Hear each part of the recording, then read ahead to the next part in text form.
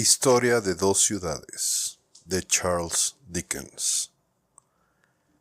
Libro primero, resucitado. Capítulo primero. La época. Era el mejor de los tiempos. Era el peor de los tiempos. La edad de la sabiduría y también de la locura. La época de las creencias y de la incredulidad. La era de la luz y de las tinieblas. La primavera de la esperanza y el invierno de la desesperación. Todo lo poseíamos, pero no teníamos nada. Caminábamos en derechura al cielo y nos extraviábamos por el camino opuesto.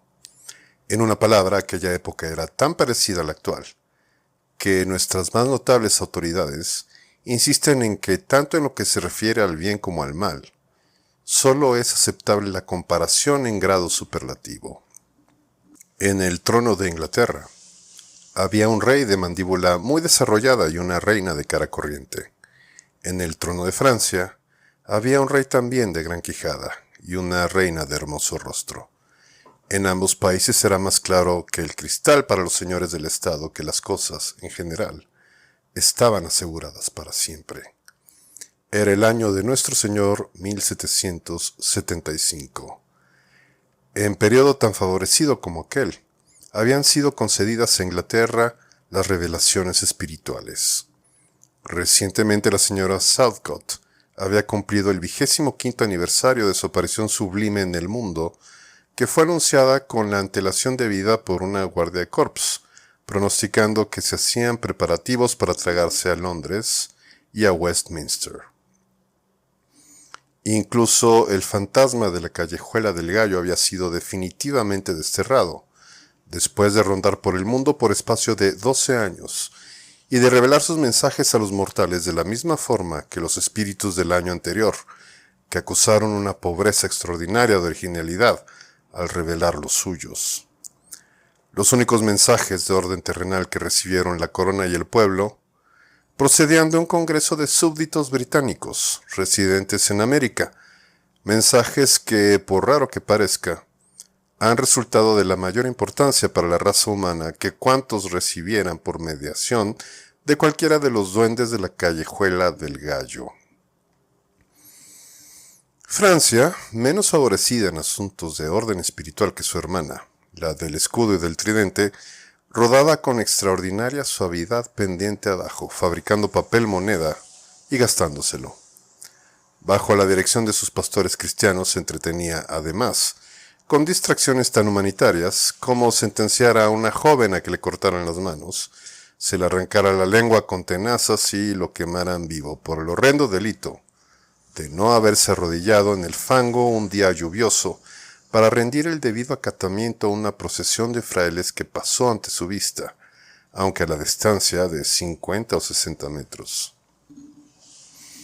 Es muy probable que cuando aquel infeliz fue llevado al suplicio, el leñador destino hubiera marcado ya en los bosques de Francia y de Noruega los añosos árboles que la sierra había de convertir en tablas para construir aquella plataforma movible, provista de su cesta y de su cuchilla, que tan terrible fama había de alcanzar en la historia. Es también muy posible que en los rústicos cobertizos de algunos labradores de las tierras inmediatas a París estuvieran aquel día resguardadas del mal tiempo groseras carretas llenas de fango, husmeadas por los cerdos y sirviendo de percha a las aves de corral, que el abriego muerte había elegido ya para que fueran las carretas de la revolución. Bien es verdad que si el leñador y el abriego trabajaban incesantemente, su labor era silenciosa, y ningún oído humano percibía sus quedos pasos, tanto más cuanto que abrigar el temor de que aquellos estuvieran despiertos habría equivalido a confesarse ateo y traidor. Apenas si había en Inglaterra un átomo de orden y de protección que justificara la jactancia nacional. La misma capital era, por las noches, teatro de robos a mano armada y de osados crímenes. Públicamente se avisaba a las familias que no salieran de la ciudad sin llevar antes sus mobiliarios a los guardamuebles, únicos sitios donde estaban seguros. El que por la noche ejercía de bandolero, actuaba de día de honrado mercader en la City, y si alguna vez era reconocido por uno de los comerciantes a quienes asaltaba en su carácter de capitán, le disparaba atrevidamente un tiro en la cabeza para huir luego. La diligencia Correo fue atacada por 7 bandoleros, de los cuales mató 3 el guarda, que luego, a su vez, murió a manos de los otros 4 a consecuencia de haber fallado sus municiones, y así la diligencia pudo ser robada tranquilamente. El magnífico alcalde mayor de Londres fue atracado en Turnham Green por un bandido que despojó al ilustre prócer a las barbas de su numerosa escolta. En las cárceles de Londres se liberaban fieras batallas entre los presos y sus carceleros, y la majestad de la ley los arcabuceaba convenientemente. Los ladrones arrebataban las cruces de diamantes de los cuellos de los nobles señores en los mismos salones de la corte. Los mosqueteros penetraron en San Gil en busca de géneros de contrabando, pero la multitud hizo fuego contra los soldados, los cuales replicaron del mismo modo contra el populacho, sin que a nadie se le ocurriese pensar que semejante suceso no era uno de los más corrientes y triviales. A todo esto, el verdugo estaba siempre ocupadísimo, aunque sin ninguna utilidad.